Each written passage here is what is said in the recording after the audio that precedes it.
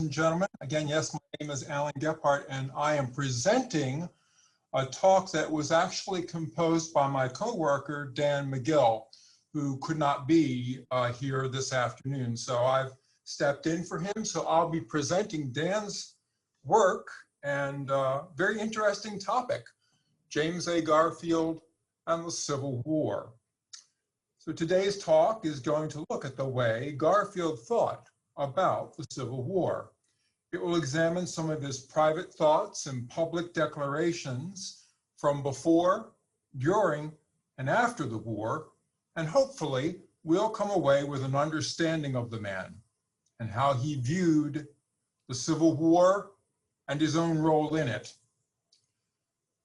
This talk was designed to speak to the ways in which the memory of the war affected James Garfield, shaped his understanding of its meanings, and influenced his views and actions in public life well after the guns fell silent. Today's topic was inspired by an address James A. Garfield gave at a monument dedication in Geneva, Ohio, on August 3rd, 1880.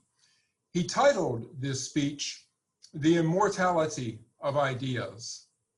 Such a title might be expected of a man who thought constantly about the world around him and the meaning of life. He began the speech with the statement, "Fellow citizens, ideas are the only things in this universe that are immortal." He reminded the gathering that no more glory could be given to the victorious Union dead, and like Lincoln, stated that nothing those present did in the way of commemoration would enhance the memory of their sacrifice. And again, echoing the memory of Lincoln, he said that the monument would be a reminder to the living that the ideas for which the war was fought would outlive everyone who was in attendance. Comparing man with the rest of the animal world, he remarked that while all animals engage in combat, it is only human beings who fight one another over ideas. James Garfield was asked to speak to groups of Union veterans on many occasions. His military service and reflections on the war burnished his appeal as a presidential candidate. This was especially important since his Democratic opponent in 1880 was General Winfield Scott Hancock, Hancock the Superb, a hero at the Battle of Gettysburg. This escutcheon, or coat of arms, depicts the entirety of Garfield's military career. It was printed and distributed as part of the campaign to remind voters of what Garfield had done during the war. Service in the war seemed almost a prerequisite for holding any kind of political office during this period, and Garfield himself recognized at the beginning of the war that the men who had led soldiers on the battlefield would doubtless become the leaders of civil society in the years that followed.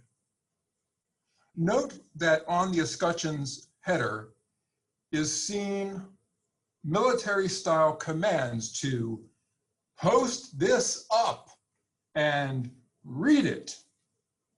This was no subtle reminder of Garfield's leadership role.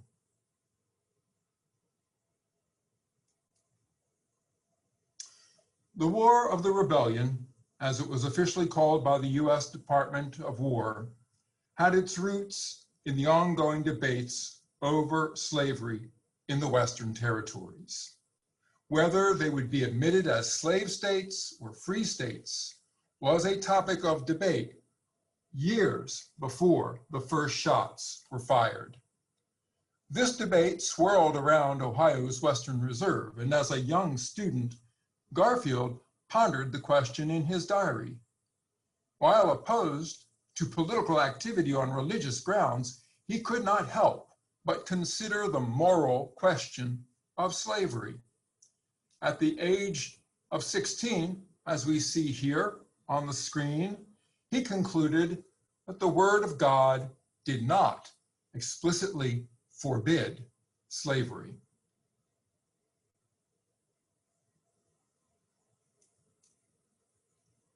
As tensions across the country began to heat up, Garfield continued to wrestle with the slavery question. By the time of John Brown's 1859 raid on Harper's Ferry, he had listened to a number of speeches given by abolitionists. The diversity of thought, which he found while he was a student at Williams College in Massachusetts, caused him to rethink his view of slavery. He began to see slavery as a giant evil, as an institution of human bondage that was indeed unchristian, an issue that demanded action. And so we see on this slide, at such hours as this, I feel like throwing the whole current of my life into the work of opposing this giant evil. I don't know, but the religion of Christ demands such action. John Brown led a violent attack on the U.S. military arsenal at Harper's Ferry in the hopes of instigating an armed revolt led by slaves against slave owners in the South. The violence of this moment appalled even many staunch Northern abolitionists, and John Brown was ultimately hanged for treason. On the day of his execution, December 2nd, 1859, James Garfield wrote in his diary, "A dark day for our country. John Brown is to be hung at Charleston, Virginia. I have no language to express the conflict of emotion in my heart. I do not justify his acts, by no means, but I do accord to him, and I think every man must, honesty of purpose and sincerity of heart. When I reflect upon his devoted Christian character, his love of freedom drawn from God's word, his sufferings in Kansas, his bold and daring courage mixed with mercy, the humane purpose of his heart in going to Virginia, his gallant treatment of those he had in his power, his neglect of his own safety, his frankness on his trial, his coolness and undisturbed serenity when the terrible sentence was pronounced, his terse, manly, and eloquent speech so full of soul. When I remember all this, it seems as though God's warning angel would sound the words, 'I tremble for my country when I reflect that God is just.'" Garfield concluded this flowery, mournful entry with, "Brave man, old hero, farewell. Your death shall be the dawn of a new day."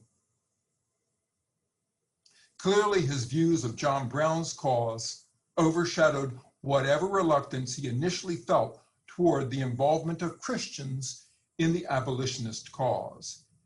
Garfield was, by 1859, well on his way to becoming a champion of anti-slavery politics, of education for Blacks, and for the protection of their civil and political rights, especially the right to vote.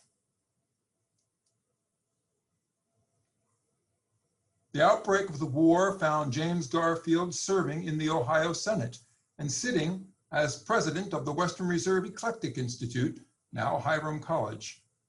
On April 14th, 1861, he wrote to a friend, "The war has now fully begun. I am glad we are defeated at Sumter.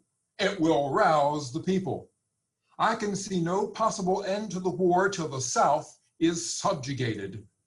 I hope we will never stop short of complete subjugation.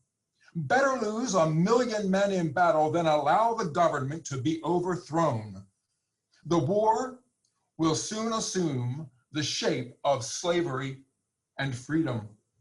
The world will so understand it, and I believe the final outcome will redound to the good of humanity. And as you see on the slide, he further says, I am inclined to believe that the sin of slavery is one of which it may be said that without the shedding of blood, there may be no remission. I believe the doom of slavery is drawing near. Let the war come. And a magazine will be lighted whose explosion must shake the whole fabric of society.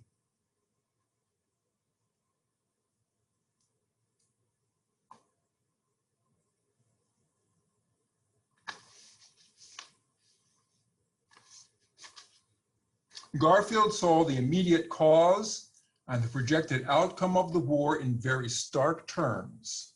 He knew that slavery was a moral wrong. He was willing and eager to act against it. He wanted to lead troops in battle and immediately began preparing to do just that. His opportunity came after the Confederate assault on Fort Sumter and Lincoln's call for volunteers. Behind the question of union lay the corroding effect of slavery on the function of the government. And again, we see a quote from a letter to his friend Harry Rhodes. 20 companies have offered their service as soon as they are wanted. The war has now fully begun. I am glad we are defeated at Sumter.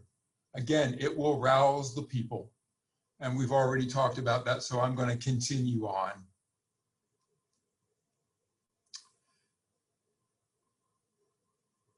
Garfield was made commander of the 42nd Ohio Volunteer Infantry Regiment and immediately set about recruiting. A good many of his recruits came from the Western Reserve Eclectic Institute and the town of Hiram. As it was with many political appointees during the war, and indeed most of the volunteer soldiers raised in response to Lincoln's call, James Garfield had no military experience whatsoever prior to the Civil War. He was a college professor and a state senator. In order to prepare himself for command and battle, he set about studying the works and tactics of two European military figures, Napoleon Bonaparte and Otto von Bismarck. He continued to admire and read about Napoleon well after the Civil War. He respected Bismarck, who had led armies in the field in order to unify Germany. Well, it wasn't long before Garfield would utilize some of his studies in the field, all while in service of higher ideas. So you see here again with some quotes of Garfield's regarding his efforts to raise troops in Portage County and elsewhere, and the coming up here of a field band and so forth. So all of this was very important as Garfield began organizing. And here are his model commanders, Napoleon and Otto von Bismarck.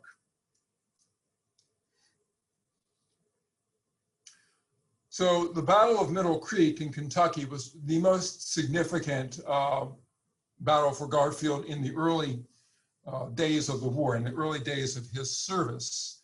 And we see here that he is writing, we are now within 18 miles of 2,500 rebels who have 4 guns. Our scouts have been very near the enemy's pickets. We are all waiting for our Kentucky regiments to come up.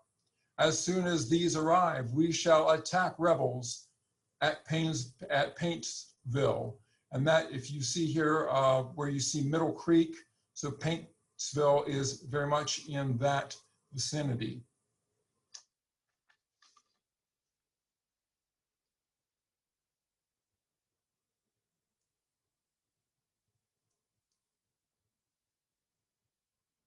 So something just to keep in mind, you know, he really was exposed at this point to the carnage, the smoke, and the fear of the battlefield, and yet through all of this, he knew that he was committed to the Union, first of all, and also to ending the slave power, which had done so much to wreck the Union and to deny human rights to a whole class of human beings.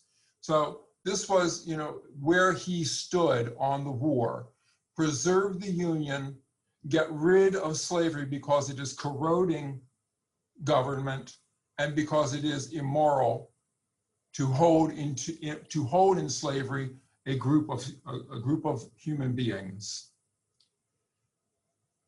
So we're going to continue on here.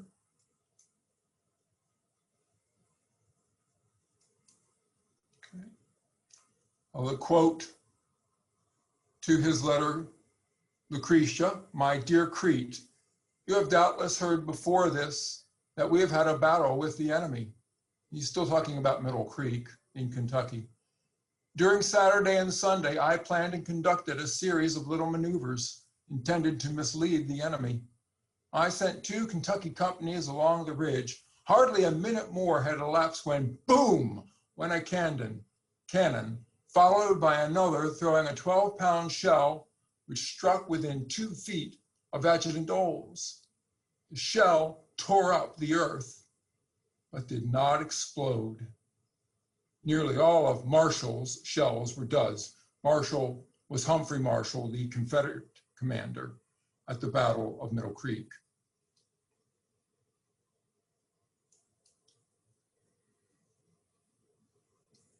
And again, we see more references in his letter to Lucretia Garfield. My reserve was now reduced to a mere handful, and the agony of the moment was terrible. Thousands of gun flashes leaped like lightning from the cloud. Every minute, the fight grew hotter. In my agony, I prayed to God for the reinforcement to appear. I was just ordering up my whole reserve into line and was going to lead them up the hill myself when I looked behind us and saw the Hiram banner sweep round the hill. I can never tell you how full of love and pride my heart is toward the Hiram boys. And again, that letter was written on January the 13th, 1862, to Crete, to Lucretia Garfield. So we're still at the Battle of Middle Creek, and he's still making comments in his correspondence with his wife. On Monday evening, I returned from the expedition to Pound Gap. It rained and snowed nearly all the time. It took us 2 hours to climb the mountain, for it was nearly 1.5 miles from foot to summit. We then crept silently along the ridge and came within 200 rods of them before they saw us. They immediately formed in line of battle, but we had no sooner formed and fired a few volleys among them than they fled ingloriously.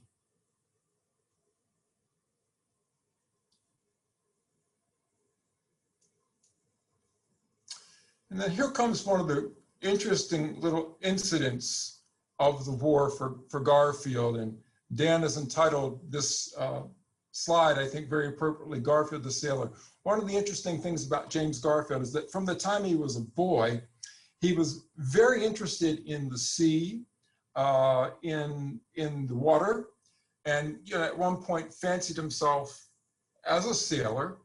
Some of you may know, he spent some time on the Ohio and Erie Canal because it was the only option when he was 16 that he could claim. He wanted to get on a liner on Lake Erie, but he couldn't do that. And of course, any idea of sailing on the Atlantic Ocean, well, that was out of the question. So he was on the Ohio and Erie Canal. But here in the war, he has another opportunity to realize that dream of, let's say, being a sailor or being somehow associated with the water.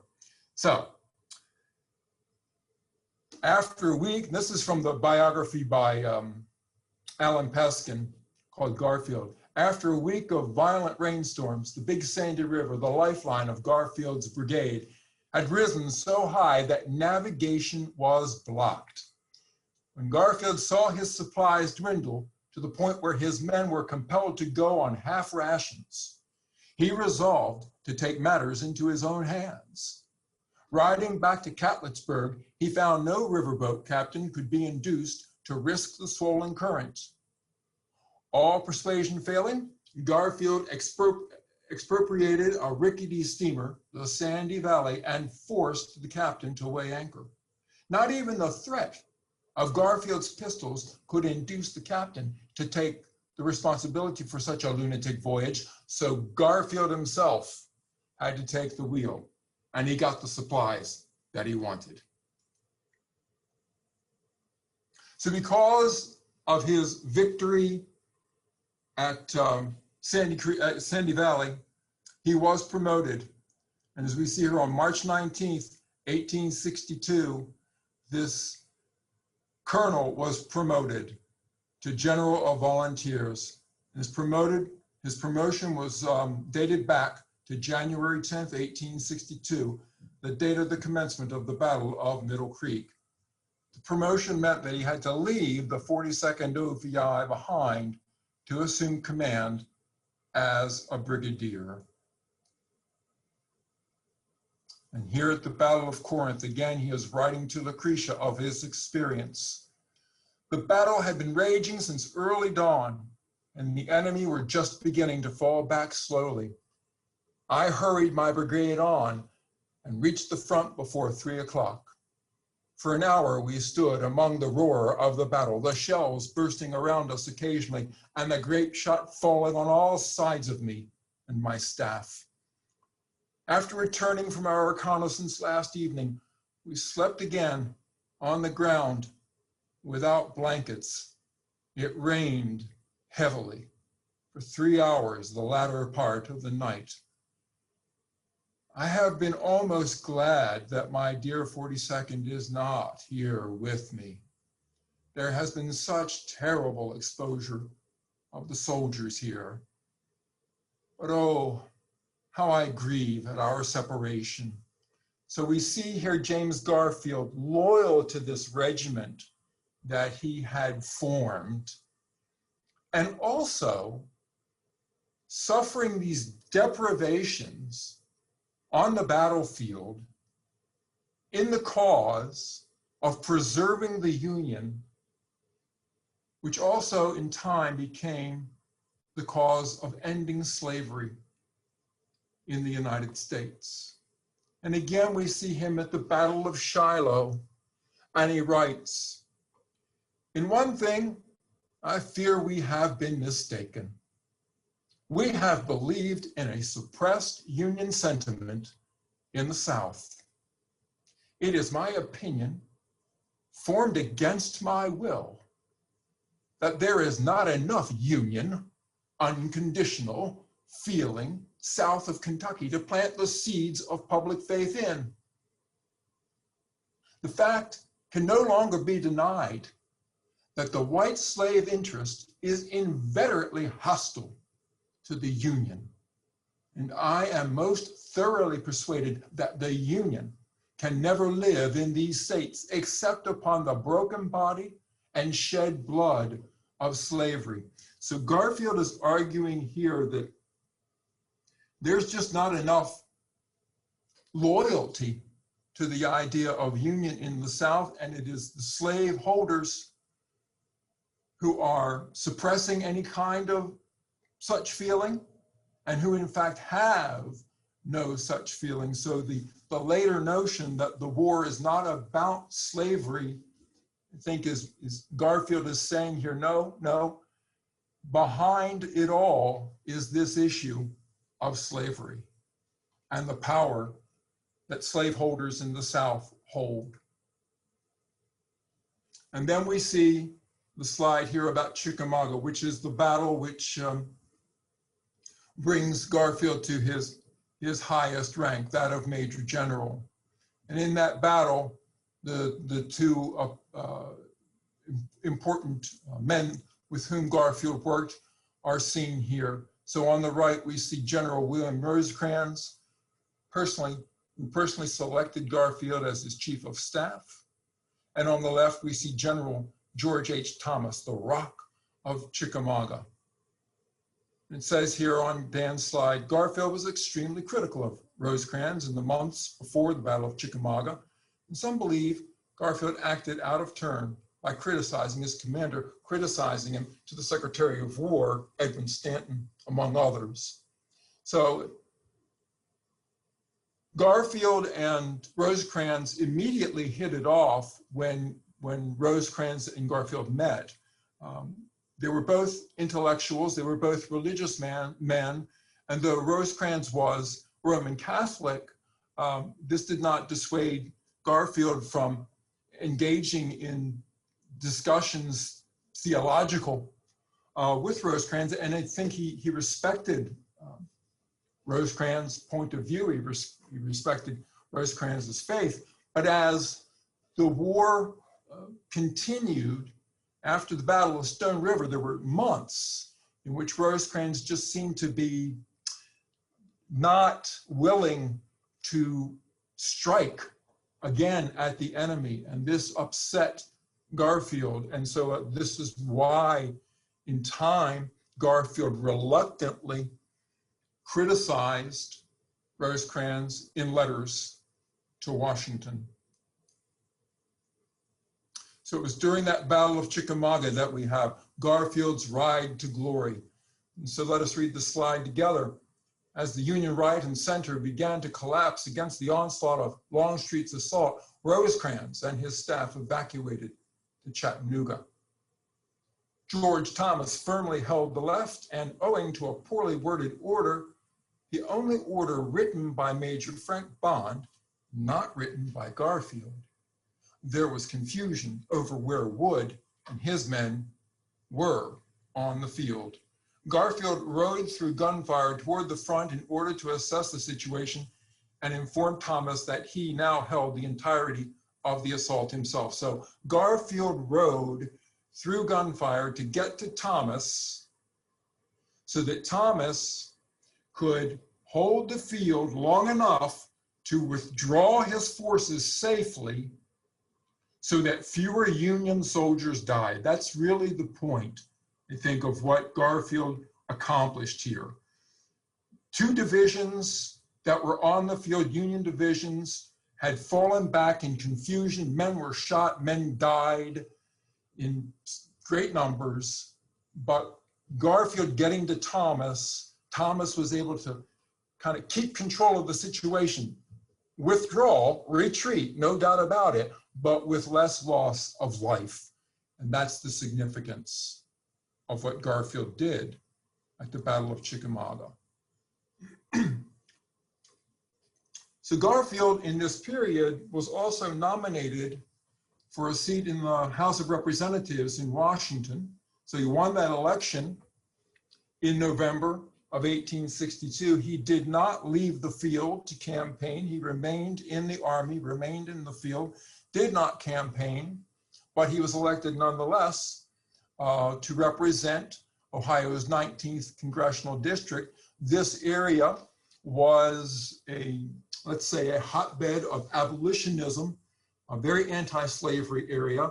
The idea that any Republican would be elected, well, that was just a given.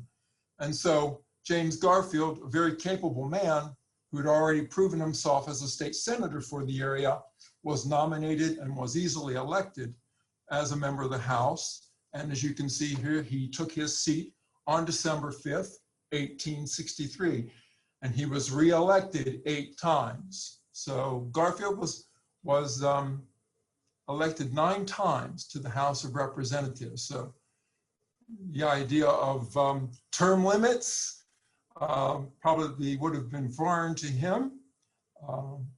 In fact, in this period, most congressmen were elected for maybe a term or 2, and then either were defeated or willingly retired. But Garfield enjoyed, I think, being congressman. He had many feelings about it, but I think in the end he enjoyed being a Congress. He enjoyed being a part of the political scene in Washington. He wanted to contribute to what he thought was the welfare, not only of his district, but of the country.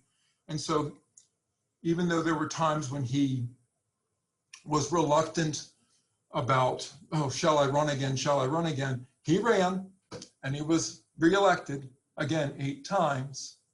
And as we see here too, as Dan notes, throughout his congressional career, he remained vocal about the causes, issues, and the themes for which he fought during the Civil War, and preserving the Union and maintaining the country as a whole, and being proud of the fact that the country had abolished slavery. These were things that were very near and dear to him.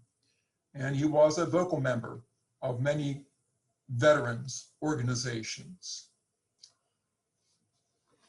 So now this brings us to one of the really interesting things about James Garfield's career. He gave the opening address, the initial address at the opening of Arlington National Cemetery in 1868, the first Decoration Day, what we think of today as Memorial Day. He gave the very first address, and so we see his words. As a flash of lightning in a midnight tempest reveals the abysmal horrors of the sea, so did the flash of the first gun disclose the awful abyss into which rebellion was ready to plunge us. In a moment, the fire was lighted in 20 million hearts. In a moment, we were the most warlike nation on the earth. In a moment, we were not merely a people with an army, we were a people in arms. The nation was in column, not all at the front, but all in the array. So he is talking about the glorious effort to preserve the United States as a united states, not as now 2 separate nations. So there's a great deal of talk about reconciliation between the North and the South after the Civil War. And Dan has entitled this slide, Hardly a Reconciliationist. And as we read what is on the screen, you can see why Dan is questioning the idea of being a reconciliationist. At 8 p.m., addressed several thousand people on the public square. I learned on arriving here that this reunion is the continuation of the blue and gray reunions of recent years, which have been attended by a great deal of meaningless gush. So, while I respected the reasonable properties of the occasion, I spoke plainly on the 2 issues on which the war was fought: slavery and state sovereignty. So let me just stop there for a second and speak to this idea of state sovereignty or states' rights.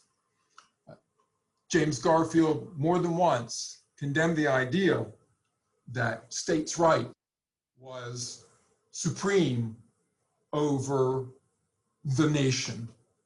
So he would call states' rights a fallacy in terms of its importance.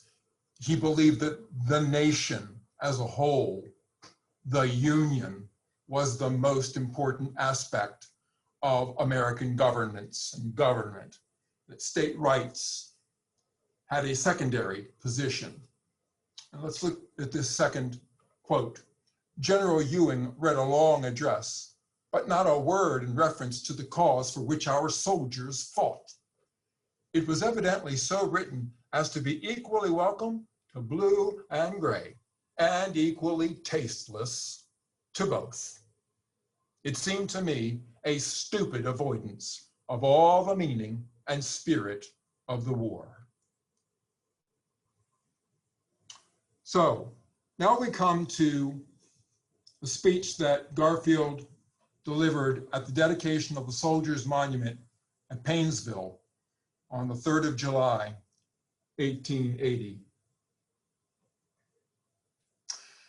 You know, thousands know, what it is to offer up your life to the country. And that is no small thing, as every soldier knows. Let me put the question to you. For a moment, suppose your country in the awfully embodied form of majestic law should stand above you and say, I want your life. Come up here on the platform and offer it. How many would walk up before that majestic presence and say, here I am, take this life and use it for your great needs? And yet almost 2 million of men made that answer, and a monument stands yonder to commemorate their answer. That is one of its meanings. But my friends, let me try you a little further. To give up life is much, for it is to give up wife and home and child and ambition. But let me test you this way further. Suppose this awfully majestic form should call out to you and say, I ask you to give up your health and drag yourself, not dead, but half alive, through a miserable existence for long years, until you perish and die in your crippled and hopeless condition. I ask you to volunteer to do that. And it calls for a higher reach of patriotism and self-sacrifice. But hundreds of thousands of you soldiers did that. That is what the monument means also. But let me ask you to go one step further. Suppose your country should say, come here on this platform and in my name and for my sake, consent to be idiots. Consent that your very brain and intellect shall be broken down into hopeless idiocy for my sake. How many could be found to make that venture? And yet there are thousands, and that with their eyes wide open to the horrible consequences, who obeyed that call. So we see Garfield's deep feeling about the sacrifice that Union soldiers made in the preservation of the United States as a united country, right? And there's a picture of the Painesville Monument.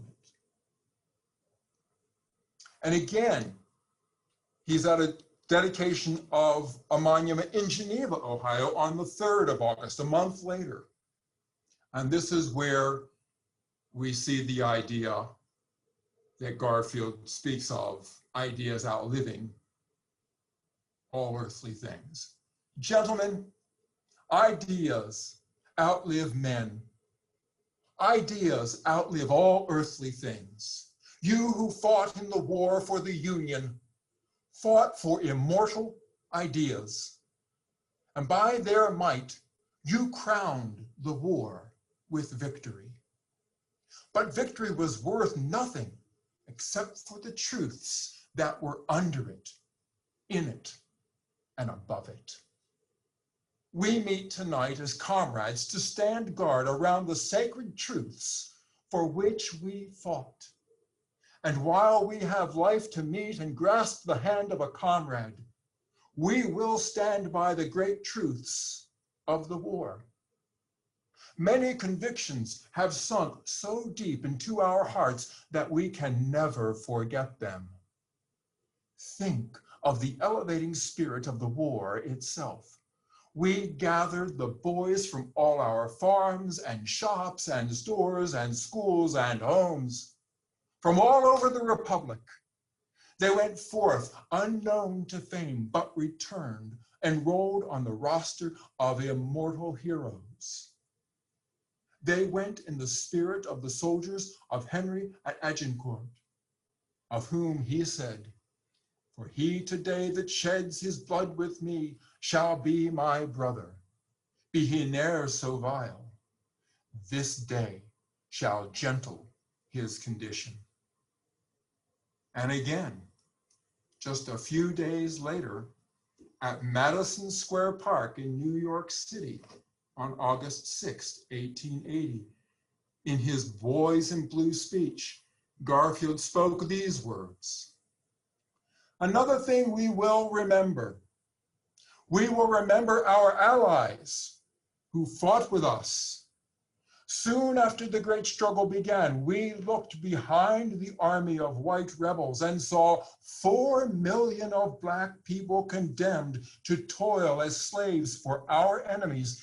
And we found that the hearts of these 4 million were God-inspired with the spirit of liberty, and that they were our friends. We have seen the white men betray the flag and fight to kill the Union. But in all that long, dreary war, we never saw a traitor in a black skin. Our comrades, escaping from the starvation of prison, fleeing to our lines by the light of the North Star, never feared to enter the black man's cabin and ask for bread. In all that period of suffering and danger, no Union soldier was ever betrayed by a black man or woman. And now that we have made them free, so long as we live, we will stand by these black allies. We will stand by them until the sun of liberty, fixed in the firmament of our Constitution, shall shine with equal ray upon every man, black or white, throughout the Union. Fellow citizens, fellow soldiers, in this there is the beneficence of eternal justice, and by it we will stand forever." And so at the Soldiers and Sailors Monument in Public Square in Cleveland, James Garfield is depicted alongside other famous Ohioans on the west-facing interior panel.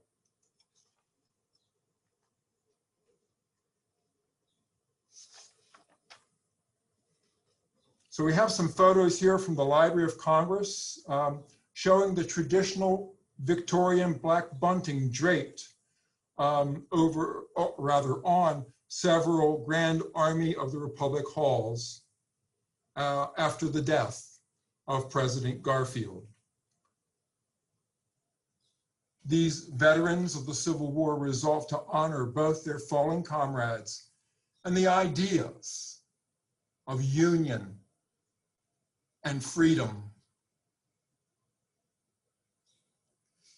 Garfield's, like those of Abraham Lincoln and other Americans, evolved from the 1850s through the late 19th century. Garfield, initially reluctant to take a stand on the issue of slavery, and perhaps as a very young person, not as committed to a political ideal or idea such as the Union, became, over time, a staunch defender of both union and freedom. And he did this both physically during the war and ideologically in all the speeches and all the letters that he came to write over the course of his life. So that concludes Dan's presentation and my participation in that presentation. It's been a pleasure, ladies and gentlemen. I hope that you've enjoyed listening to this talk. And now, if you have any questions, please feel free to ask. I just want to say thank you. My name's Rick Peterson, and I'm a retired social studies teacher from Mentor High School. So thank you for your contribution today. Oh, thank you very much. You're welcome. Hi, I'm Jeff Bullard. I was wondering if you have good evidence that he was indeed a combatant at Shiloh. When you visit the battlefield there and you enter the National Park Service building, there are pictures of two generals who became presidents. One was Grant and the other was Garfield. When I questioned the park ranger there, he implied that Garfield arrived late and really was not a combatant on the field. Now, that's my understanding as well. That is true. Okay, Um, thank you. yeah, yeah. And yet, you know, he was able to make the comments that he did, talk about what he witnessed, what he experienced. Did he go on to Corinth? Was he on the field at Corinth? I'd have to double check that myself. Off the top of my head, I don't recall. Okay, thank you. Sure.